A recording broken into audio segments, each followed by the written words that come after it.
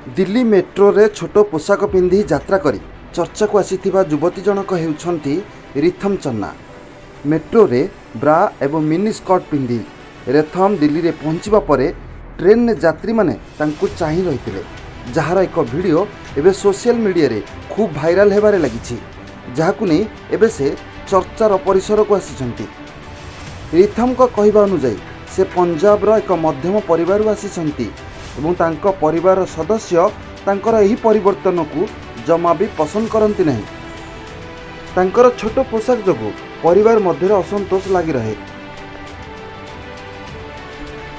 तांको परिवार सदस्य एवं पड़ोशी माने तांको पसंद करती नहीं, कारण से निज पसंद अनुजाई छोट पोशाक पिंधती। 19 वर्षीय रिथम एक मॉडल हेबाकू चाहती, तेणु पारिवारिक प्रतिबंधक को अतिक्रम करी से निष्पत्ति नहीं जे वर्तमान से निज स्वप्न पाई निज शर्त बंचिबे।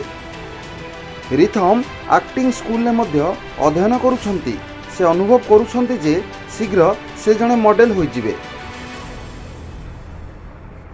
से छोट पोशाक को निजकू प्रकाश करिवार एक माध्यम भाव में विवेचना करती। से कहिछंती जे से अनेक दिन धरी दिल्ली मेट्रो रे यात्रा करुछंती। तांको पोशाक पिंधिबार शैली सहित उर्फी जावेद सहित कौनसी संपर्क नहीं।